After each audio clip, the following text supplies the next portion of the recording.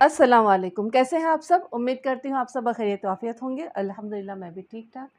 अल्लाह ताला आप लोगों को हमेशा खुश व खुर्रम, शाद व आबाद रखे और आपकी दिली जायज़ तमन्नाओं को पूरा करे और हर बीमारी, हर तकलीफ़ और हर रंज व मुसीबत से आप लोगों की हिफ़ाज़त करे। आमीन सुम्मा आमीन। अब आ जाते हैं मेरे मतलब की तरफ।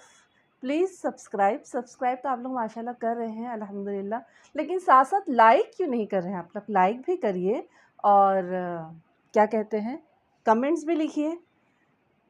तो आप लाइक्स भी करिए साथ में सुनने के और कमेंट्स भी लिखिए ज़रूर बिल ज़रूर।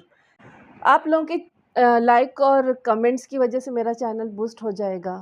तो आप यूँ समझ लीजिए कि एक हम पौधा लगाते हैं तो उसे पानी देना जैसे ज़रूरी होता है ना, तो वैसे ही आपके लाइक्स और कमेंट्स भी ज़रूरी है मेरे लिए, ऐसे ही जैसे पौधे को पानी देना। तो आप लोग प्लीज़ इस पौधे को पानी दीजिए और उसे बड़ा करिए। तो चलते हैं हमारी कहानी की तरफ। आज की कहानी थोड़ी-सी अलग है। आप लोगों को सुनने के बाद पता चलेगा कि इसमें क्या अलग है। बहुत अच्छी है कहानी। तो आप लोग सुनिए, लाइक करिए, शेयर करिए, कमेंट्स करिए और भर-भर कर करिए, ठीक है? चलिए, आज की कहानी का नाम है अनोखा फ़ैसला। राइटर है डॉक्टर साजिद अमजद। उसने घर से निकलते हुए ये देखा ही नहीं कि आसमान पर बादलों के शामियाने तने हुए हैं और उसे कम व बेश 60 किलोमीटर का फ़ासला तय करके हिल स्टेशन तक पहुँचना था। जहाँ उसके डैडी ने 3 कमरों का एक छोटा-सा कॉटेज बनवा रखा था। वो मौसम के तेवर क्या देखती, उसने तो बस ये देखा कि उसके डैडी ऑफ़िस जा चुके हैं और आया अपने कमरे में कहीं दुबकी हुई है। डैडी को मज़ा चखाने का इससे अच्छा मौका और कोई नहीं हो सकता था। वो रात को अपने दोस्तों के साथ थी और देर से घर आई थी। उसके डैडी ने सिर्फ़ उससे इतना कह दिया था कि वो अगर फ़ोन पर बतला देती तो परेशानी नहीं होती। उसे अपने बाप की इतनी सी डाँट भी बर्दाश्त नहीं थी। वो मुँह फुलाकर लेट गई। उसकी आया उसे बहुत देर तक समझाती रही, लेकिन उसका गुस्सा कम नहीं हुआ। सुबह सोकर उठी तो गुस्से से पेच-ओ-ताप खा रही थी। वो नाश्ते की मेज़ पर भी नहीं गई और तबीयत का बहाना करके लेटी रही। उसने ये भी देखा कि उसके डैडी उसकी तबीयत का पूछने उसके कमरे में आए थे, लेकिन उसे सोता देखकर वापस चले गए थे। वो आया से कह रहे थे कि मुझे मालूम है सारा की तबीयत ख़राब नहीं है। वो मुझसे नाराज़ है, सोकर उठ जाए तो मुझे फ़ोन कर देना, मैं आकर उसे मना लूँगा और अगर वाक़ई उसकी तबीयत ख़राब है तो डॉक्टर अशोक को फ़ोन कर देना। उनके जाने के बाद आया उसके कमरे में मुसलसल मंडराती रही। उसे भी मालूम था कि सारा बीमार नहीं है, सिर्फ़ नाराज़ है। वो उसके उठने का इंतज़ार कर रही थी। फिर उससे बर्दाश्त नहीं हुआ, उसने बड़ी शफ़क़त से सारा के बालों में हाथ फेरा। बेटी सारा, क्या तुम मुझसे भी नाराज़ हो? नहीं आया माँ, आप तो बहुत अच्छी हैं। साहब कह रहे थे कि आप जाग जाएँ तो मैं उन्हें फ़ोन कर दूँ, वो आपको मनाने आ जाएँगे। खबरदार आया माँ, आप फ़ोन नहीं करेंगी। आप अगर फ़ोन करेंगी तो मैं फिर से सो जाऊँगी। उन्होंने मुझे रात को लेट आने पर डाँटा क्यों? अब मैं हमेशा लेट आऊँगी। वो आपके डैडी हैं, हमेशा प्यार करते हैं, एक दिन डाँट दिया तो क्या हुआ? आपने अगर उनकी हिमायत की तो मैं आपसे भी नाराज़ हो जाऊँगी। अच्छा नहीं करती हिमायत, फ़ोन तो करने दीजिए। कर लें फ़ोन, मगर वो आएँगे नहीं, वो मुझसे नाराज़ हैं। नहीं बेटा, वो आपसे नाराज़ हो ही नहीं सकते। आया ने फ़ोन किया और इत्तेफ़ाक से वही हुआ जो सारा ने कहा। कोई गैर मुल्की वफ़्द आया हुआ था जिससे वो मीटिंग में मसरूफ़ थे। 2 घंटे से पहले फ़राग़त मिलने वाली नहीं थी। उन्होंने ये भी कहा था कि सारा से बात करवाओ, लेकिन सारा ने बात करने से इनकार कर दिया था और शावर लेने के लिए बाथरूम में चली गई थी। गुस्से में गुस्सा और शामिल हो गया और हर बात का मनफी पहलू कबूल करने की आदी थी वो। उसने यही समझा कि बाप को उसकी परवाह नहीं है। जल्दी-जल्दी गुस्ल किया, उल्टा-सीधा नाश्ता किया और अपने कुछ कपड़े बैग में रखे और तैयार होकर कमरे से निकल गई। मैं बाहर जा रही हूँ, रात को देर से आऊँगी। उसने आया से कहा, बेटा मौसम ठीक नहीं है, डैडी से कहना मैं फ़ोन नहीं करूँगी। उसने आया की बात का जवाब दिए बगैर अपनी बात कही और टीवी लॉन्च से होती हुई बाहर निकल गई। चौकीदार ने उसकी गाड़ी में बैठते ही दरवाज़ा खोल दिया। उसने गाड़ी स्टार्ट की, गियर लगाया और झटके से सदर दरवाज़ा पार कर लिया। चौकीदार ने बड़े गौर से देखा, आज बीबी साहबा को क्या हो गया है? उसके निकलते ही बूंदाबांदी शुरू हो गई थी, लेकिन वो दीवानावार अपनी स्पोर्ट्स कार भगा रही थी। कभी बूंदों की रफ्तार बढ़ जाती और कभी कम हो जाती। वो अपनी धुन में चली जा रही थी। ब्रेक पर पाँव वो यूं भी नहीं रखती थी। उस वक्त तो गुस्से में थी। उसने आधा फासला तय किया होगा कि बारिश ने जोर बांधा। अंधेरा इतना हो गया कि दिन में रात हो गई। उसे मालूम था आगे जाकर पहाड़ों की बुलंदी शुरू हो जाएगी। सड़क पहाड़ों के दरमियान से चक्कर काटती हुई गुजरती थी। कभी कभी ये भी होता था कि कोई पहाड़ी तोदा सड़क पर आकर गिर जाता और रास्ते बंद हो जाते थे। उसे सर्दी में पसीने आने लगे। अब उसे पछतावा हो रहा था। आया ठीक कह रही थी कि मुझे मौसम के तेवर देखकर ही निकलना चाहिए था। अगर निकलना ही था तो ड्राइवर को साथ ले लेती। इस वक्त धारस तो बंधी हुई थी। सबसे बड़ी उलझन ये थी कि उसे गाड़ी की स्पीड कम रखनी पड़ रही थी, जो इसके मिजाज के बरखिलाफ थी। उसकी किस्मत अच्छी थी कि बादलों ने उसे रास्ता दे दिया था। अंधेरा कम होने लगा। बादल छटे नहीं थे, लेकिन तेज हवा ने उन्हें उड़ाना शुरू कर दिया था। बारिश रुकी नहीं थी, लेकिन कम हो गई थी। ऊंचे नीचे रास्तों पर स्पीड वो अब भी नहीं बढ़ा सकती थी, लेकिन अब उसे ये उम्मीद हो चली थी कि वो बहिफाजत अपने कॉटेज तक पहुंच जाएगी। सड़क का आखिरी नशेब उबूर करने के बाद उसने गाड़ी को ब्रेक देना शुरू किया। वो कॉटेज तक पहुंच गई थी। उसने ज़ोर ज़ोर से हॉर्न बजाना शुरू किया। यहाँ 2 मुलाजिम हमेशा मौजूद रहते थे। एक का नाम गुल मोहम्मद था और दूसरे का नाम शेरबाज था। मगर उस वक्त कोई भी हॉर्न की आवाज़ नहीं सुन रहा था। फिर बारिश धुआंधार होने लगी थी। वो गाड़ी से उतरकर भीगना नहीं चाहती थी, लेकिन अब इसके सिवा कोई चारा भी नहीं रह गया था कि वो गाड़ी से उतरी और भागती हुई लकड़ी के दरवाजे तक आई और अंदर हाथ डालकर दरवाज़ा खोल लिया। दोबारा गाड़ी में आई और दरवाजे से गाड़ी अंदर ले गई। अंदर पहुंचकर उसने फिर हॉर्न बजाना शुरू कर दिया। इस मर्तबा अंदर का दरवाज़ा खुला। गुल मोहम्मद और शेरबाज दोनों दौड़ते हुए आए। इतनी तेज़ बारिश नहीं हो रही थी जितना वो उन्हें देखकर बरस पड़ी। वो भीग भीग तो पहले ही गए थे, अब बिल्कुल ही भीगी बिल्ली नज़र आ रहे थे। बीबी जी, आप अकेली इस बारिश में? आइंदा पूरे शहर को लेकर आऊँगी, ठीक है? मैं यहाँ गाड़ी में बैठी हूँ। तुम अंदर जाकर एक कमरा मेरे लिए साफ़ करवा दो। बरामदे में कुर्सियाँ पड़ी हैं। आप जब तक वहाँ बैठे, मैं कमरे में झाड़ पोंछ किए देता हूँ। आपने बताया ही नहीं था, वरना कमरा साफ़ मिलता। सारा गाड़ी से बाहर निकली और तकरीबन भागती हुई बरामदे में आ गई। दोनों मुलाजिम उससे ज़्यादा तेज़ी से अंदर की तरफ भागे और एक कमरा उसके लिए साफ़ कर दिया। ज़रा सुकून मिला तो वो घर के बारे में सोचने लगी, जिसे वो बहुत पीछे छोड़ आई थी। डैड को अब मालूम होगा कि इंतज़ार किसे कहते हैं। ज़रा सी रात को लेट क्या हो गई थी कि कह रहे थे फ़ोन क्यों नहीं किया। अब रात को घर भी नहीं पहुंचूंगी और फ़ोन भी नहीं करूंगी, तब पता चलेगा। फ़ोन सुबह करूंगी कि मैं यहाँ हूँ, मनाना है तो यहाँ आए और मना कर ले जाएं। वो अपनी सोचों में गुम बैठी थी कि गुल मोहम्मद गाड़ी से उसका बैग उतार कर ले आया। आइए बीबी जी, कमरा तैयार हो गया। सारा उठी और उसके साथ कमरे में आ गई, जो उसके लिए साफ़ किया गया था। वो खुश होने के बजाय एक मर्तबा फिर गुल मोहम्मद पर बरस पड़ी। मैं कभी इस कमरे में ठहरी हूँ जो अब ठहरूंगी? जब आती हूँ बराबर वाले कमरे में ठहरती हूँ। सारा बीबी, वो कमरा बहुत गंदा हो रहा है, सफाई में देर लगती, इसीलिए ये कमरा साफ़ कर दिया है। ये भी आरामदेह है। मैं जब तक यहाँ बैठी हूँ, तुम बराबर वाला कमरा खोलकर उसकी सफाई कर दो। गुल मोहम्मद और शेरबाज दोनों सर झुकाए खड़े थे, जैसे कुछ कहना चाहते हो और कह नहीं पा रहे हो। सारा के लिए नाकाबिले बर्दाश्त था कि वो किसी को कोई काम कहे और उस पर अमल ना हो। वो चीख उठी, मेरी सूरत क्या देख रहे हो, जाओ और जाकर सफाई करो। शेरबाज और गुल मोहम्मद ने एक दूसरे की तरफ देखा, जैसे कुछ कह रहे हो। तो बोल दे या तू बोल दे, मेरी तो हिम्मत नहीं हो रही। आखिर शेर मोहम्मद ने हिचकिचाते हुए कहा, सारा बीबी, ऐसा है कि इस कमरे का दरवाज़ा बाहर से बंद है और चाबी हमारे पास नहीं है। दरवाज़ा बाहर से बंद है और चाबी तुम्हारे पास नहीं है? ये क्या बात हुई? सारी चाबियां तो तुम्हारे पास रहती है। वो जी चाबी गुम हो गई है कहीं पर। मैं बाहर जाता हूँ, किसी ताले वाले को लेकर आता हूँ, वो चाबी बना देगा। मैं इतनी देर इंतज़ार नहीं कर सकती, तुम ताला तोड़ दो, कल दूसरा ताला खरीद कर ले आना। ताला बहुत मजबूत है, गुल मोहम्मद ने कहा, मगर उसकी आवाज़ काँप रही थी।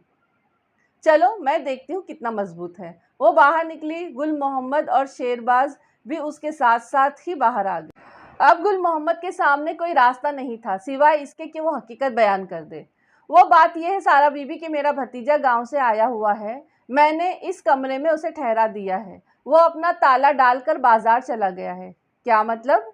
वो इतनी ज़ोर से चिल्लाई कि गुल मोहम्मद 2 कदम पीछे हट गया। तुम हमारे कमरे को लोगों को किराए पर देकर पैसे खड़े करते हो? पैसे लेकर नहीं बीवी, वो मेरा भतीजा है।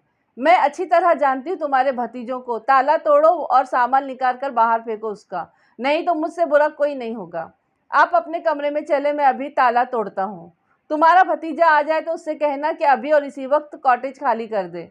हमने तुम्हें नौकरी दी है, तुम्हारे खानदान का ठेका नहीं लिया है। जी बीबी जी, बस वो आ जाए, फिर वही होगा जो आप कह रही हैं। सारा पाँव पटकती हुई अंदर कमरे में चली गई और इंतज़ार करने लगी कि कब गुल मोहम्मद का भांजा आता है और कब उसका सामान बाहर फेंका जाता है। उसने सोच लिया था कि गुल मोहम्मद को तो क्या सुनाई थी जो वो उसके देहाती भतीजे को सुनाएगी। बारिश अभी थमी नहीं थी। सारा ने अपने गीले कपड़े तब्दील कर लिए थे। वो बाथरूम से बाहर आई तो ड्रेसिंग रूम के कॉर्नर पर एक मैगज़ीन रखा हुआ देखा। उसे ताज्जुब भी हुआ कि ये मैगज़ीन वो अपने साथ तो लाई नहीं है, फिर ये यहाँ कैसे आ गया? क्या गुल मोहम्मद अंग्रेज़ी रिसाले पढ़ने लगा है? उसे वक्त तो गुजारना ही था। उसने गुल मोहम्मद से कहा कि वो उसके लिए खाने का बंदोबस्त करे और ख़ुद मैगज़ीन लेकर लेट गई।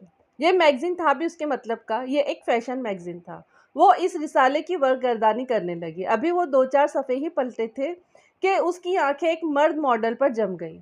इस लड़के को मैंने कहीं देखा है, वो गौर करने लगी। फिर खुद ही हंस पड़ी। ये मॉडल है, उसकी तस्वीरें छपती रहती होंगी, किसी रिसाले में देखा होगा। उसने सफ़ा पलट दिया।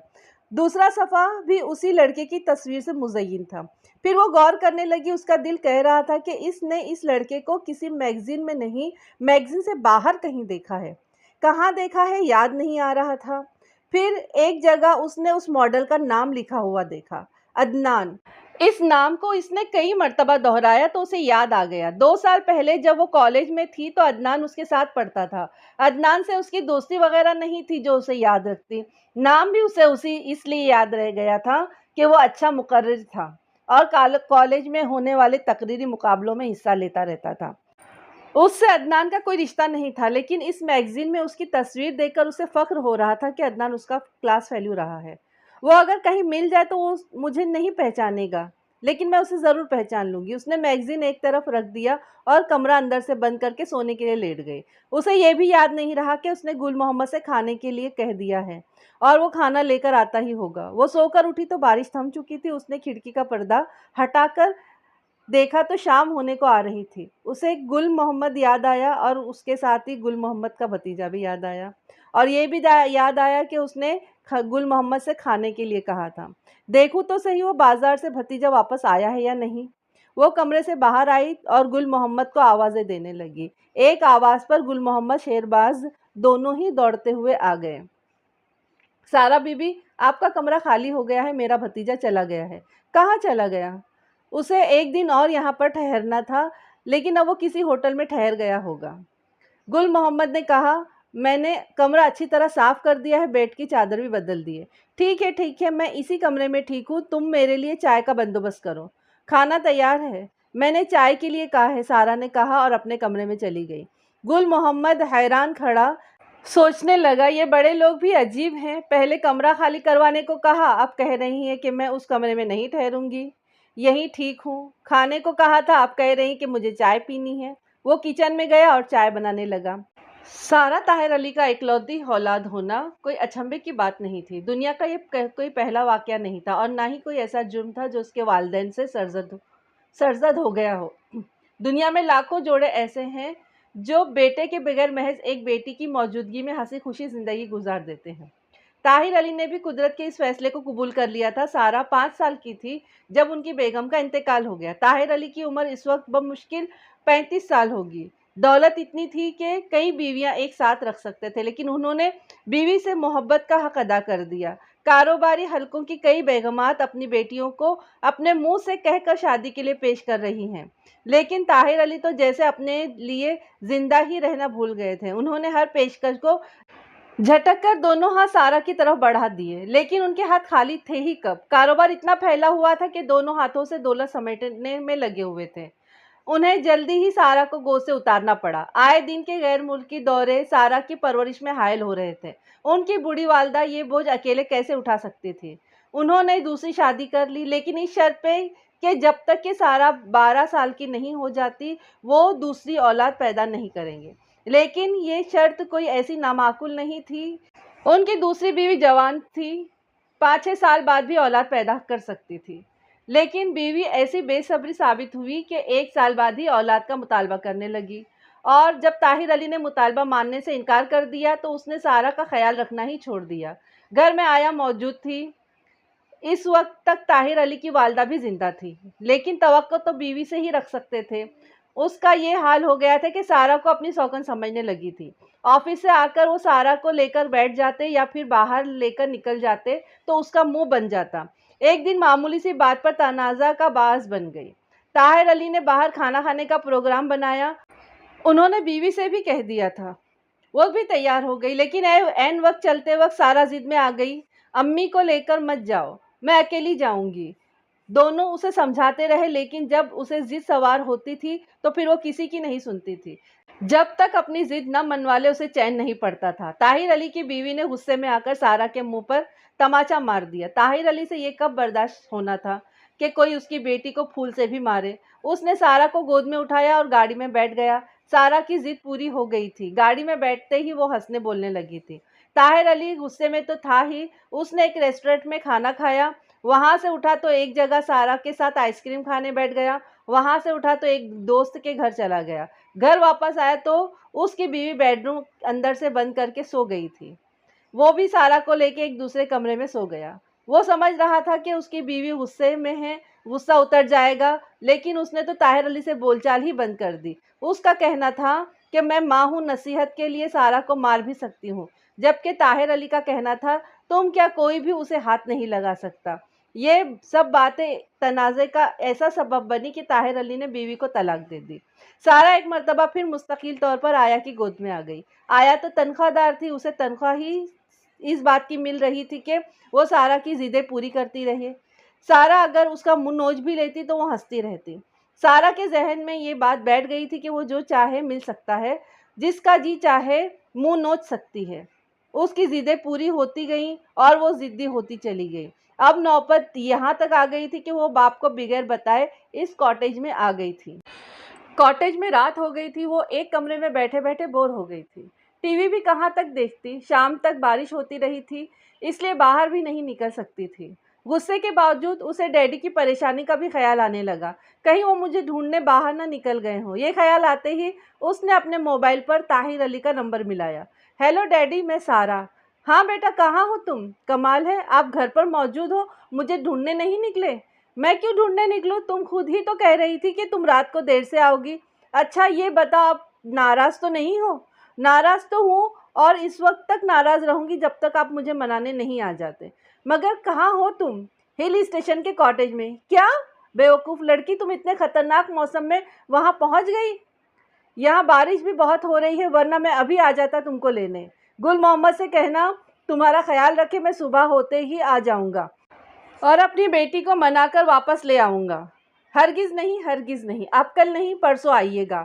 इतनी दूर आई हूँ तो कल बाज़ार जाकर अपने लिए कुछ चीज़ें खरीदूँगी। आज तो बारिश की वजह से निकल ही नहीं सकी। ठीक है, मैं परसों आ जाऊँगा, लेकिन परसों ज़रूर। अब मुझे शब्बा खैर कहो। जी नहीं, मैं आपसे नाराज़ हूँ। उसने शब्बा खैर कहे बगैर फ़ोन बंद कर दिया। उसने सोच लिया था कि वो अगला दिन बाज़ार में गुजारेगी, कुछ देर कॉटेज आकर आराम करेगी और शाम को फिर बाज़ार में निकल जाएगी। दूसरे दिन वो कदरे देर से सोकर उठी, लेकिन उसने नाश्ता करना ज़रूरी नहीं समझा। ये अच्छा मौका है, उसने सोचा। बाज़ार जाकर पहले कुछ खाऊंगी, उसके बाद ख़रीदारी करूंगी। गुल मोहम्मद ने इसके साथ जाना चाहा, लेकिन वो अकेली ही चली गई। यहाँ के बाज़ार सयाहों से भरे हुए होते थे, लेकिन शायद मौसम की ख़राबी ने बाज़ार की रौनक को मान कर दिया था। बहुत कम लोग थे जो चल फिर रहे थे, अलबत्ता दुकानें उसी तरह सजी हुई थीं। वो नाश्ता करने के लिए एक छोटे से होटल में चली गई। वहाँ से निकली तो खुली हुई दुकानें उसकी मुंतज़िर थीं। वो एक दुकान से दूसरी दुकान में दाखिल होती रही, कुछ चीज़ें खरीद भी ली थीं कि उसकी नज़र एक लड़के पर पड़ी जो दुकान में दाखिल हो रहा था, जिसकी तस्वीर उसने मैगज़ीन में देखी थी। ये कैसे हो सकता है? क्या वो मैगज़ीन से निकलकर बाज़ार में आ गया? इंसानी तस्वुर भी खूब होता है। मैं मैगज़ीन को इतने गौर से देखती रही हूँ कि अब वही चेहरा मेरे सामने आ गया है। उसने सोचा उस तस्वुर की तस्दीक तो कर ली जाए। वो भी उस दुकान में चली गई। वो अदनान ही था, उसका क्लास फेलो जो आजकल मॉडलिंग कर रहा था। वो जानबूझकर उसके करीब खड़ी हो गई। अदनान ने उसे देखा, लेकिन फ़ौरन ही दुकान की चीज़ों को देखने लगा।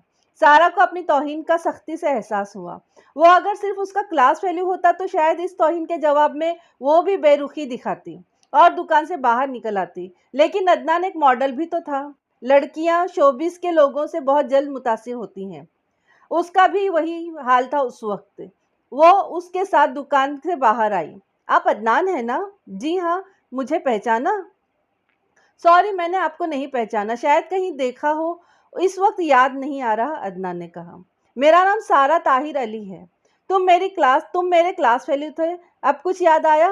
वो कुछ देर उसकी तरफ गौर से देखता रहा, फिर जैसे ही उसकी याददाश्त लौट आई, अरे सारा ताहिर अली, तुम अब तो पहले से भी ज्यादा खूबसूरत हो गई हो। यहाँ कहाँ घूम रही हो?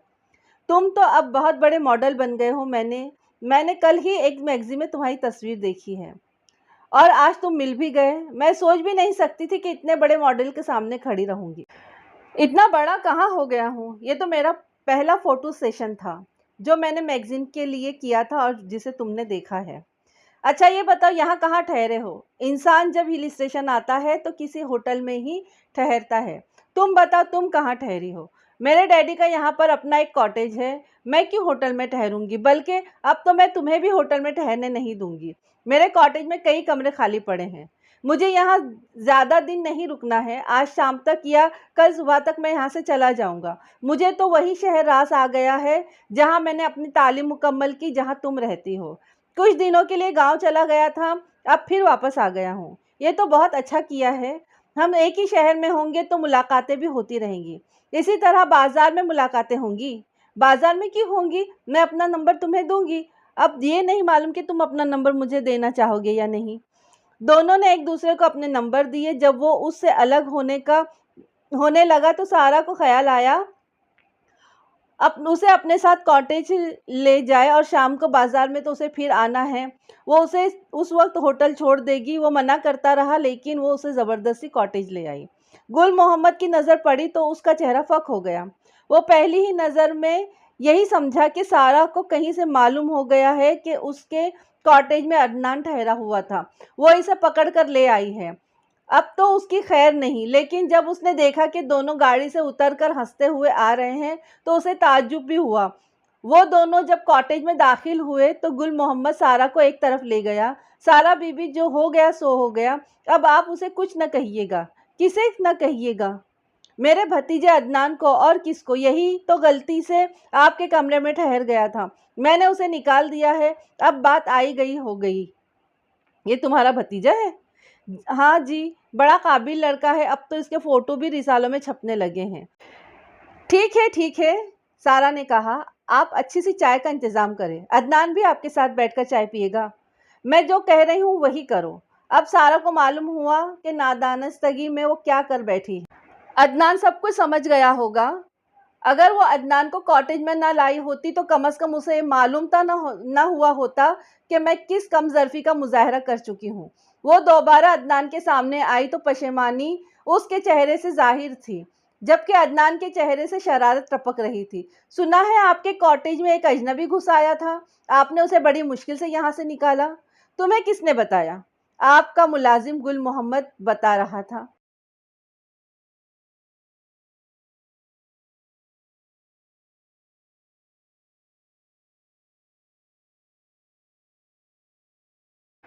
उसने ये नहीं बताया कि निकलने वाला निहायत ढीठ था, मौका मिलते ही दोबारा आ गया है।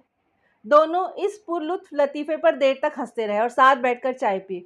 उनकी हंसी में गुल मोहम्मद भी शामिल हो गया। अब सारा उसे डांट नहीं सकती थी, क्योंकि वो अब मुलाजिम नहीं था बल्कि अदनान का चाचा भी था। वो ये सोचकर अदनान को साथ लाई थी कि शाम तक रहेगी और फिर जब बाजार आएगी तो उसके होटल छोड़ देगी। लेकिन अदनान की बातें ऐसी दिलचस्प थी कि रात हो गई और वक्त गुजरने का पता ही न चल सका। अदनान को दूसरे दिन वापस जाना था, इसलिए सारा के मजबूर करने के बावजूद वो वहां ठहरने के लिए तैयार नहीं हुआ और होटल चला गया। दूसरे दिन ताहिर अली उसे लेने आए तो वो खिलाफे मामूल खुश थी। वो ये सोच कर आए थे कि उसे न जाने कितनी देर मनाना पड़ेगा, लेकिन यहाँ तो मामला ही दूसरा था। अब जब भी तुम नाराज़ हुआ करोगी तुम्हें यहाँ लाकर छोड़ दिया करूँगा, तुम खुद ब खुद ठीक हो जाया करोगी। ताहिर अली ने उसे खुश देखकर कहा, डैडी, मुझे बाद में एहसास हुआ कि मैंने आपको बहुत परेशान किया है। बेटी, शायद ही कोई ऐसी ज़िद हो तेरी जो मैंने बचपन से अब तक पूरी नहीं की हो। मैं तो तेरी ये ज़िद भी पूरी कर रहा हूँ कि तुझसे माफ़ी मांगकर तुझे अपने साथ ले जाने को तैयार हूँ। डैडी, अब मैं आपसे कुछ नहीं मांगूंगी। अब तो हम खुद तुझे एक तोहफ़ा देंगे और वो होगा शादी का तोहफ़ा। हमें नहीं चाहिए ऐसा तोहफ़ा। मैं तो सारी ज़िंदगी आपके साथ रहूँगी। अच्छा बाबा, रह लेना पूरी ज़िंदगी मेरे साथ। अब तो चल, फिर बहस करूँगा तो फिर नाराज़ हो जाओगी। सारी ज़िंदगी कोई बेटी अपने बाप के पास रही है जो तुम रहोगी। सारा अपनी गाड़ी में आई थी, ताहिर अली अपनी गाड़ी में आए थे। सारा ने अपना बैग गाड़ी में डाला और आगे पीछे दोनों वापसी के लिए निकल गए। वो घर पहुंची और अपना बैग खाली किया तो वो मैगजीन फिर उसके सामने आ गया, जिसमें अदनान की तस्वीरें थी। एक मर्तबा फिर वो इन तस्वीरों को एक एक करके देखने लगी। अदनान ने उससे कहा था कि वो दोपहर तक अपने घर पहुंच जाएगा और अब शाम होने वाली थी। उसने अदनान का नंबर मिलाया तो मालूम हुआ कि वो किसी एडवर्टाइजिंग कंपनी के लिए शूटिंग में मसरूफ़ है। गोली मारो इस शूटिंग को और ये बताओ मुझसे कब मिल रहे हो। सारा ने कहा, बस काम ख़त्म होने वाला है, तुम स्टूडियो आ जाओ। मुझे क्या मालूम तुम्हारा स्टूडियो कहाँ है, पता समझ लो। अदनान ने उसे पता समझा दिया। वो जल्दी जल्दी तैयार हुई और उसके पास पहुंच गई। ये दुनिया उसके लिए नई भी थी और दिलचस्प भी। वो देर तक इस रंगीन दुनिया की सैर करती रही, लेकिन फिर उकता गई। उसे लगा कि अदनान यहाँ सबका है, सिर्फ उसका नहीं है। उसे किसी ऐसी जगह ले जाना चाहिए जहाँ सिर्फ वो और हो और अदनान हो और दरमियान में कोई दूसरा ना हो। उसने अदनान को उठाया और करीब ही एक कैफ़े में जाकर बैठ गई। घर वापस आई तो अजीब मूड में थी। उसने आया को बुलाया और कमरे में रखे हुए तमाम खिलौने हटा देने का हुक्म दिया। बचपन के जितने खिलौने थे वो उस सबको संभाल के रखे हुए थे और वो अब उन्हें हटाने का हुक्म दे रही थी। उन्हें तो आपने हाथ लगाने भी नहीं दिया है किसी को अब तक। अब क्या हो गया है सारा बीबी? आया माँ, मैं अब बच्ची नहीं हूँ कि इन खिलौनों से खेलती रहूँ। खेलने को कौन कह रहा है, सजे हुए अच्छे लगते हैं। शायद अब यहाँ किसी की तस्वीर सज जाए, उसने कहा और खिलौने हटाने में आया की मदद करने लगी। ताहिर अली का इस कमरे में आना हुआ तो उन्होंने हर तरफ किसी मॉडल की तस्वीरें देखीं। कुछ तस्वीरें तो बाकायदा फ्रेम कराकर शोकेस में रखी गई थी। उन्होंने आया को बुलाकर पूछा, ये तस्वीरें कैसी हैं? तुमने सारा से पूछा था? पूछा था, कह रही थी कि कोई बहुत अच्छा मॉडल लड़का है, उन्हें बहुत पसंद है, इसलिए उसकी तस्वीरें लगा ली हैं। कमाल है ये लड़की भी, जान न पहचान और उसकी तस्वीरों से पूरा कमरा भर दिया है। सरकार, मेरी माने तो अब सारा बीबी की शादी कर दें। मैं तो कर दूं, वो माने भी। सैकड़ों मर्तबा तो तुमने उसको मजबूर करके देख लिया है, उल्टा नाराज़ होकर बैठ जाती है। इसी लड़के से ही कर दें, आया ने हंसते हुए कहा। क्या बात कर रही हो, शोबिस के ये लड़के शादी के लायक होते हैं क्या?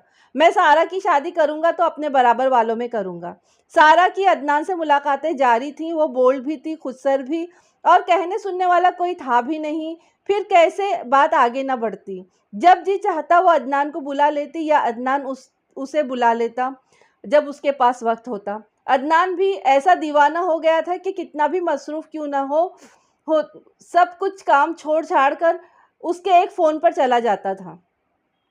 वो इसके प्यार में बहुत दूर तक चली गई थी। उसने सोच लिया था कि वो इसे अपना जीवन साथी बनाएगी, लेकिन उसके बावजूद वो चाहती थी कि ये बात खुद अदनान उससे कहे, मगर अदनान था कि इस ख्वाहिश के इजहार के लिए जैसे उसके पास ज़ुबान ही ना हो। उसकी आया उसके शब-ओ-रोज़ को बड़े गौर से देख रही थी। आखिर एक दिन उसने पूछ ही लिया, सारा को इससे क्या ख़तरा हो सकता था। उसने बता दिया कि वो अदनान से मोहब्बत करती है और उससे शादी करेगी। तुमने उस लड़के से शादी के बारे में बात की है? मैं क्यों करूं? वो नहीं कर सकता है क्या? तुम में और उसमें इतना बड़ा फ़र्क है, वो डरता होगा। कभी तो उसका डर निकलेगा, सारा ने कहा। तुम अपने डैडी से बात करो, ना तो तुम्हें कहने की ज़रूरत पड़ेगी और ना अदनान को। आया अम्मा, तुमने ये तो बहुत अच्छा मशवरा दिया है, मैं आज ही डैडी से बात करूँगी। ये बातें हो ही रही थी कि अदनान का फ़ोन आ गया। वो 3-4 दिन के लिए अपने गांव जा रहा था, यही बताने के लिए उसने फ़ोन किया था। ये ऐसी बात नहीं थी कि सारा रोना शुरू कर दे, मगर फिर भी उसकी आंखें नम हो गई। रोती क्यों हो? मैं ज़िंदगी भर के लिए थोड़ी जा रहा हूँ। तुम्हारे बगैर मेरे लिए एक दिन भी ज़िंदगी गुजारना मुश्किल है। बस चंद दिन इंतज़ार कर लो, वापस आऊँगा तो तुम्हें एक सरप्राइज़ दूँगा। सारा रोते रोते हंस पड़ी। वो समझ गई थी कि सरप्राइज़ क्या होगा। वो अपने वालिदैन से इजाज़त लेने जा रहा होगा। वापस आएगा तो मुझसे शादी की बात करेगा। हो सकता है अपनी अम्मा को साथ लेकर आए। उसने ताहिर अली से बात करने का इरादा मुलतवी कर दिया। अभी बात करने का क्या फ़ायदा? अभी तो मैं डैडी से उसे मिलवा भी नहीं सकती। वो वापस आएगा और मुझसे बात करेगा तो मैं खुद ही कह दूँगी कि मुझसे क्या बात करते हो, मेरे डैडी से बात करो। मैं कहूँगी चलो ये एहसान किए देती हूँ, तुमसे शादी के लिए मैं तैयार हूँ। उसने तो यूं ही कह दिया था कि तुम्हारे बगैर मेरे लिए तुम ज़िंदगी गुजारना मुश्किल है, लेकिन अब उसे एहसास हो रहा था कि उसने गलत नहीं कहा था। अभी आधा दिन भी नहीं गुजरा था कि वो कई मर्तबा ज़िंदा हुई और कई मर्तबा मर गई। कभी अंदेशे सर उठाते थे कि वो हमेशा के लिए तो मेरी ज़िंदगी से नहीं चला गया। कभी उम्मीदें सामने आकर खड़ी हो जाती थी। वो सरप्राइज़ देने को कह गया है, उसके सिवा क्या हो सकता है कि वो मुझे मांगने डैडी के पास आएगा। एक यही उम्मीद थी जिसने इंतज़ार के दिन गुजार दिए। चौथे दिन वो सोकर भी नहीं उठी थी कि अदनान का फ़ोन आ गया। तुम फ़ौरन मेरे घर आ जाओ, तुम्हें किसी से मिलवाना है। तुमने आज तक अपना घर दिखाया है जो मैं चली आऊँ? एड्रेस तो बताओ। उसने जल्दी-जल्दी अदनान का एड्रेस दिया हुआ नोट किया और शावर लेने बाथरूम में घुस गई। अपनी माँ को साथ लाया होगा, उन्हीं से मिलवाना होगा। ऐसे छुपा रहा है जैसे मुझे कुछ मालूम ही नहीं। वो तैयार हो रही थी और दिल ही दिल में गुनगुना रही थी। सारा बीबी नाश्ता लाऊं? आया ने पूछा। नहीं, मैं जल्दी में हूँ। आप कहाँ जा रही हैं? साहब पूछेंगे तो क्या कह दूँ? मैं जब वापस आऊंगी तो सबको मालूम हो जाएगा कि मैं कहाँ गई थी, उसने कहा और बाहर निकल गई। एड्रेस उसके पास था, उसका अपना शहर था, देखा भाला इलाका। अपार्टमेंट ढूंढने में ज़रा भी देर नहीं लगी। वो लिफ्ट से ऊपर पहुंची, कॉल बेल के बटन पर हाथ रख दिया। अदनान उसका इंतज़ार ही कर रहा था, लिहाजा फ़ौरन दरवाजे पर आ गया। आओ सारा, आज यहाँ जो कुछ होगा उसकी मेहमानी खुसूसी तुम होगी। उसने सारा का हाथ पकड़ा और तकरीबन खींचता हुआ अंदर ले आया। मैंने कहा था ना तुम्हें सरप्राइज़ दूंगा। क्या यही है सरप्राइज़ कि तुम मुझे खींचते हुए अंदर ला सकते हो? बैठिए तो जनाब, वो शाहकार भी पेश कर दिया जाएगा जो आपके लिए सरप्राइज़ होगा। अदनान, अब परेशान मत करो, जो कहना है जल्दी कह दो। बस 2 मिनट। वो एक कमरे में गया और जब वापस आया तो एक लड़की उसके साथ थी। पहले तो सारा ये समझी कि ये लड़की उसकी बहन होगी, लेकिन जल्द ही ये उकदा भी खुल गया था। फ़ायज़ा, ये मेरी अज़ीज़ तरीन दोस्त है जिसका मैंने तुमसे ज़िक्र किया था, सारा ताहिर अली। अदनान ने उस लड़की से सारा का तारुफ़ कराया। और सारा, ये फ़ायज़ा है, मेरी बरसों की मोहब्बत और चहेती बीवी। ये है ना सरप्राइज़? सारा कुछ देर के लिए कुछ भी देखने समझने से कासिर हो गई। उसे याद ही न रहा कि वो कहाँ आई थी और कहाँ बैठी है। बेहोश नहीं हुई थी बस, मगर होश में भी नहीं थी। क्या हुआ सारा, तुम्हारी तबीयत तो ठीक है? ठीक हूँ, बस चक्कर आ गए हैं। हमारी बेगम को देखकर तो अच्छे अच्छों को चक्कर आ जाते हैं। अभी उनके हाथों से बनी चाय पिलवाते हैं, अभी तबीयत बहाल हो जाएगी। नहीं, मैं अपने डॉक्टर के पास जाऊंगी। तुम अपनी बेगम से इजाज़त लेकर मेहरबानी करके मुझे घर तक छोड़ाओ। तुम गाड़ी नहीं लाई? लाई हूँ, मगर चला नहीं सकती। उसने वाकई बेगम से इजाज़त ली और सारा को सहारा देकर फ्लैट से बाहर निकल आया। वो बहुत परेशान नजर आ रहा था कि अचानक सारा को क्या हो गया है। लेकिन गाड़ी में बैठते ही वो बिल्कुल ठीक नजर आने लगी, जैसे इतनी देर में उसने अपने हवास बहाल कर लिए हों। किसी ऐसी जगह चलो जहां मैं तुमसे बात कर सकूं। उसके लिए घर क्या बुरा था? नहीं, ये बात घर पर नहीं की जा सकती। जो कह रही हूँ वो करो। किसी कैफ़े में चले? नहीं, किसी ऐसी जगह जहाँ मैं तुम्हारा गिरेबान पकड़ सकूँ। उसने कहा और खुद ही उसको हुक्म दिया, गाड़ी एक साइड पर रोक दो। वो इतना घबरा गया था कि उसने फ़ौरन हुक्म की तामील की। अब बताओ क्या बात है? तुमने ये बात क्यों छुपाई थी कि तुम शादीशुदा हो? ये बताने की कोई ज़रूरत भी नहीं पड़ी, और इससे क्या फ़र्क पड़ता है? तुम्हें नहीं पड़ता, मगर मुझे पड़ता है अदनान। मैं तुमसे प्यार करती हूँ और ये मेरा हक है। माफ़ करना सारा, मैं तुम्हें एक अच्छा दोस्त समझता हूँ। दोस्ती अब भी रह सकती है। मैंने फ़ायज़ा को सब कुछ बता दिया है। तुम्हें इतने दिनों में ये मालूम नहीं हुआ कि मैं तुमसे प्यार करती हूँ? मैंने कहा ना कि मैं तुम्हें दोस्त समझता था। ब्लडी फूल, ये अमेरिका नहीं है। यहाँ जब कोई लड़की किसी लड़के के करीब आती है तो इसका मतलब ये होता है कि वो उससे मोहब्बत करने लगी है और उसे हासिल करना चाहती है। माफ़ कर दो सारा, मैंने तुम्हें कभी मोहब्बत की नज़र से नहीं देखा। मैं तुम्हें अच्छा दोस्त समझता रहा हूँ। मोहब्बत तो मुझे फ़ायज़ा से थी, जो अब भी है, और वो मेरी बीवी है, और जिससे मैं अब मोहब्बत भी करता हूँ और वो हमेशा करता रहूँगा। तुम्हें अब इस मोहब्बत से दस्तबरदार होना पड़ेगा मेरी खातिर। मैं तुम्हें ऐसा नहीं करने दूँगी। मैं तुम्हारे हाथ जोड़ती हूँ अदनान। तुम्हारा मतलब है कि मैं फ़ायज़ा को छोड़ दूँ? हाँ, वरना वरना तुम वो कुछ कह नहीं पाई आगे। कुछ देर बाद उसने कहा कि तुम मेरे हो, मैं तुम्हें हासिल करके ही रहूँगी। सारा, ये नहीं हो सकता। तुम अभी गुस्से में हो, घर जाकर सोचना तो तुम खुद इस फैसले पर पहुँचोगी कि तुम कितना गलत मुतालबा कर रही हो। आओ, तुम्हें मैं घर छोड़ाऊँ। मैं खुद जा सकती हूँ, मेरी गाड़ी से उतर जाओ। वो उस वक़्त उससे उलझना नहीं चाहता था, खामोशी से उसकी गाड़ी से उतर आया। सारा ने गाड़ी घर की तरफ दौड़ा दी। जैसे ही घर करीब आया, उसका गुस्सा बढ़ता जा रहा था। घर पहुँचते ही उसने कमरा बंद किया और बिस्तर पर औंधे मुँह गिर पड़ी। ज़ब्त के तमाम बंधन टूट गए थे, वो फूट-फूट कर रो रही थी। आँसू थमे, कुछ दिल का बोझ हल्का हुआ तो उसे फिर अदनान का ख़्याल आया। उसने न जाने किस मजबूरी में शादी की होगी। वो मुझसे मोहब्बत करता है, मेरी बात ज़रूर सुनेगा। उसने अदनान को फ़ोन मिलाया, वही बातें हुई जो उससे पहले हो चुकी थी। उसने रोते हुए फ़ोन बंद कर दिया। फ़ोन बंद करते ही एक आग सी दिल में लगी। उसने फिर अदनान को फ़ोन मिलाया। अब क्या है सारा? क्यों मुझे परेशान कर रही हो? मैं परेशान नहीं कर रही हूँ, मैं तो सिर्फ़ ये पूछ रही हूँ कि हम दोस्त तो रह सकते हैं ना? हम अच्छे दोस्त हैं और दोस्त रहेंगे। सारा ने कहा, तुम्हारी बीवी? उसे सब मालूम है कि तुम मेरी दोस्त हो। और हमारा प्यार? फिर वही बात, तुम मेरी दोस्त हो, उससे आगे कुछ नहीं, अदनान ने कहा। हम मिल तो सकते हैं। अगर मिल सकते हैं तो अभी क्राउन होटल में पहुंच जाओ, सारा ने कहा। मैं आ जाता हूँ, मगर तुम अपनी दीवानगी कम करो। वो होटल क्राउन पहुंच गई। अदनान उससे पहले वहां मौजूद था। वो यही सोच कर गई थी कि अच्छे दोस्तों की तरह उसके साथ बैठेगी और चली आएगी, लेकिन अदनान को देखते ही उसके होश गुम हो गए। वो अपने होश खो बैठी। उसने मेज़ पर रखी छुरी उठा ली। मैं तुम्हारी जान ले लूँगी अदनान, तुम्हें मेरा बनना पड़ेगा। क्या कर रही हो? अदनान ने उसका हाथ पकड़ लिया। इससे पहले कि तमाशा बनता, वो इसे घसीटता हुआ होटल से बाहर ले आया। अभी तुम घर जाओ, इस मसले पर फिर बात करेंगे। वो खुश हो गई कि अदनान कुछ सोचकर इसके हक में फैसला ज़रूर करेगा। उसका ये इत्मीनान चंद घंटों भी कायम न रह सका। उसने अदनान को फिर फ़ोन किया। ये कौन सा वक्त है फ़ोन करने का? रात का 1 बज रहा है, अदनान ने कहा। अदनान, मुझे नींद नहीं आ रही है, मुझसे बातें करो। देखो सारा, सुबह फ़ोन कर लेंगे। इस वक्त फ़ायज़ा सो रही है, किसी भी वक्त जाग जाएगी। फ़ायज़ा, फ़ायज़ा, फ़ायज़ा, क्या मुसीबत है? वो कौन होती है हमारे रास्ते में आने वाली?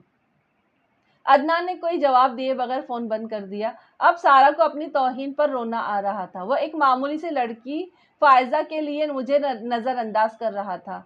मैं उससे छीन कर रहूँगी। उसने फिर फ़ोन किया, फ़ोन बंद था। वो रात भर फ़ोन करती रही, लेकिन हर मर्तबा फ़ोन बंद जा रहा था।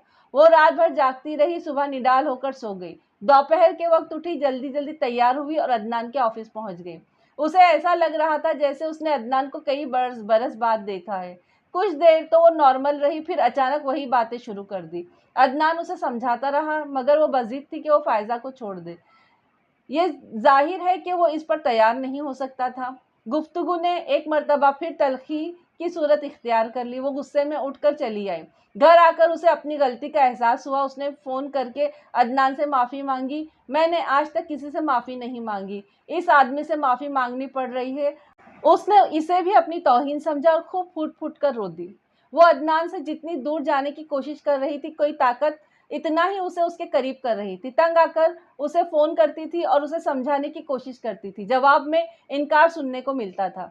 उसके गुस्से में ये सोचकर इज़ाफ़ा हो रहा था कि फ़ायज़ा की हैसियत उससे ज़्यादा है, या फिर वो ये भी सोचने लगी थी कि अदनान ने उसे धोखा दिया है। उसने इब्तिदा ही में क्यों नहीं बता दिया कि वो शादीशुदा है? वो चाहती थी कि अदनान अदनान से उसे नफ़रत हो जाए, लेकिन उसे खुद पर काबू नहीं रहा था। उसने आज तक जो चाहा था हासिल किया था, लेकिन वो अदनान को हासिल नहीं कर पा रही थी। सब्र करना वो जानती ही नहीं थी। मामूली से खिलौने के लिए मचल जाती थी, ये तो मोहब्बत थी। उसकी आया उसे देख-देख कर परेशान हो रही थी। वो कुछ बताने को तैयार नहीं थी। ताहिर अली भी कई मर्तबा पूछ चुके थे, मगर वो बताती तो क्या बताती? ये कि वो किसी से शिकस्त भी खा सकती है, अदनान से बराबर मिल रही थी। लेकिन ये दुख अपनी जगह था कि वो इसका नहीं है। डैडी, आप यही चाहते थे ना कि मेरी शादी हो जाए? हाँ बेटी, हर बाप यही चाहता है। मैं अदनान से शादी करना चाहती हूँ, आप उससे बात कर लें। हाँ हाँ बेटा, उसे बुलाओ, मैं उससे बात कर लेता हूँ। आपको उसके पास जाना पड़ेगा। अपनी बेटी के लिए मैं ये भी कर लूँगा, तुम बता दो मुझे वो कहाँ मिलेगा। सारा को मालूम था कि क्या जवाब आएगा, लेकिन एक ख़ास मंसूबे के तहत उसने ये ज़िक्र छेड़ा था। उसने ताहिर अली को उसके ऑफ़िस का पता बता दिया। वही हुआ, वो अदनान से मुलाकात करके आए तो उनका सर झुका हुआ था। बेटी, ये तो मालूम कर लिया होता कि उसकी शादी हुई है या नहीं। वो तो कहता है कि उसकी शादी हो चुकी है। डैडी, आपने मेरी हर ख्वाहिश पूरी की है, हर खिलौना खरीद कर दिया है, अब मुझे अदनान चाहिए। बेटी, अदनान खिलौना नहीं, वो एक इंसान है, किसी का शौहर है। आप इसे खरीद सकते हैं। मैं इसे खरीद भी लूँ तो वो तुमसे मोहब्बत नहीं करेगा, तुमसे शादी करके वो तुम्हारी दौलत के लालच में ही करेगा। और फिर जो उसकी बीवी है, उस बेचारी का क्या कसूर? वो मुझसे मोहब्बत ना करे तो मैं करती रहूँगी उससे मोहब्बत। वो अगर मेरा ना हुआ तो मैं उसे फ़ायज़ा का भी नहीं रहने दूँगी। मैं फ़ायज़ा को कत्ल कर दूँगी। सारा, इतनी खुदगर्ज़ ना बनो। अब आप कुछ ना करें, जो कुछ भी करना होगा वो मैं खुद करूँगी। वो गुस्से में उठकर खड़ी हो गई। जज़्बाती मत बनो। अच्छा, मैं कुछ करता हूँ, लेकिन एक वादा करो, तुम कोई ऐसा कदम नहीं उठाओगी। मैं आपको वक़्त देती हूँ, लेकिन अगर वो ना माना तो मैं वही करूँगी जो मुझे करना है। उसने कहा और पाँव पटकती हुई कमरे से चली गई। ताहिर अली कुछ देर सोचते रहे, फिर वो किसी नतीजे पर पहुँच गए। उन्हें अपने ऑफ़िस जाना था। रास्ते से उन्होंने अदनान को साथ लिया और ऑफ़िस पहुँच गए। अब उनकी मुलाकातें अदनान से रोज़-रोज़ हो रही थी। वो इस बात पर ज़ोर दे रहे थे कि अदनान अपनी बीवी को तलाक दे दे और सारा से शादी कर ले। उसके सिले में वो अपनी सारी दौलत देने के लिए तैयार हैं। ये कोई मामूली पेशकश नहीं थी। वो अपना तमाम कारोबार उसके हवाले करने के लिए तैयार थे, लेकिन अदनान मानने के लिए तैयार नहीं था। इधर सारा रोज़ बरोज़ चिड़चिड़ी होती जा रही थी। उन्हें फ़िक्र थी कहीं वो जज़्बाती लड़की पागल ही न हो जाए। वो इसे तसल्लियाँ दे रहे थे कि बस अदनान टूटने ही वाला है, बहुत जल्द वो अपनी बीवी को तलाक दे देगा। लेकिन सारा जानती थी कि वो कभी नहीं मानेगा। उसने कई मर्तबा सोचा वो जाए और उसकी बीवी को कत्ल कर दे, लेकिन वो ऐसा नहीं कर सकी, क्योंकि ताहिर अली रोज़ उसे खुशखबरी सुना दिया करते थे कि बस वो अब कामयाबी मिलने ही वाली है। उसे अदनान की हठधर्मी पर गुस्सा तो आ रहा था, लेकिन अपने बाप की खातिर अपनी तौहीन बर्दाश्त करती जा रही थी। कई महीनों की कोशिश के बाद बिला आखिर दौलत के लालच ने अदनान की आंखों पर पट्टी बांध दी। उसने सारा को फ़ोन करके बताया कि सारा की मोहब्बत जीत गई। मैं उस नतीजे पर पहुंचा हूं कि तुम्हारा प्यार सच्चा है, मुझे तुम्हें अपना लेना चाहिए। मैं फ़ायज़ा को लेकर गांव जा रहा हूं, वहां जाकर उसे तलाक दे दूंगा और वापस आकर तुमसे शादी करूंगा। शाम हुई और ताहिर अली घर आए तो उन्होंने भी यही खुशखबरी सुनाई। उन्हें यह देखकर ताज्जुब हुआ कि सारा ने किसी रद्द-ए-अमल का इज़हार नहीं किया, सिर्फ इतना कहा कि अदनान ने उसे भी बता दिया है। एक हफ्ते बाद अदनान ताहिर अली के ऑफिस में आया और तलाकनामा उनके सामने रख दिया। मैंने फ़ायज़ा को तलाक दे दी है, अब आप मेरे नाम कारोबार की मुंतकिली के कागज़ात तैयार करवा लें। मैं सारा से शादी करने के लिए तैयार हूँ। तुम मेरे साथ चलो और सारा को अपनी ज़ुबान से ये खुशखबरी सुनाओ। वो उसे लेकर घर आ गए। सारा ने उस खुशखबरी को तवज्जो से सुना। मैंने शादी का इरादा बदल दिया है। हम अच्छे दोस्त थे और अच्छे दोस्त रहेंगे। तुम यही चाहते थे ना? सारा ने कहा। मैंने तुम्हारे लिए फ़ायज़ा को तलाक दे दी। ये तुम्हारा मामला है, तुम जानो। उसने किसी को बोलने का मौका ही नहीं दिया और अपने कमरे में चली आई। आया माँ, मेरे खिलौने मेरे कमरे में सजा दो। मैंने गलत कहा था कि मैं बड़ी हो गई हूँ। मैं बड़ी नहीं हुई हूँ, मैं अब भी छोटी ही हूँ। बस इतनी थी कहानी। कहते हैं ना, बच्चों को ज़्यादा लाड प्यार बिगाड़ देता है, तो फिर वो कुछ भी करते हैं और बड़े होकर ऐसे ही दूसरों की ज़िंदगियों से भी खेलते हैं। और यहाँ भी अदनान साहब पैसों के लालच में आ गए। नहीं आना चाहिए था उनको, जबकि अपनी बीवी से प्यार करते थे, तो बिल्कुल पैसों के लालच में नहीं आना चाहिए था। कहते हैं ना ये मिला ना वो मिला, बस जो भी था वो भी चला गया। तो फिर मिलते हैं अगली कहानी के साथ में। सब्सक्राइब करिए, लाइक करिए, कमेंट्स लिखिए और आप लोग बिल्कुल करिए। आप लोग नहीं करते हैं, करिए, लाइक करिए, लाइक करिए। थोड़ा तो मेरे बारे में भी सोचिए। तो फिर मिलते हैं अगली कहानी के साथ में। अपना खूब ख्याल रखिए और मुझे दुआओं में याद रखिए। अस्सलाम वालेकुम, अल्लाह हाफिज़।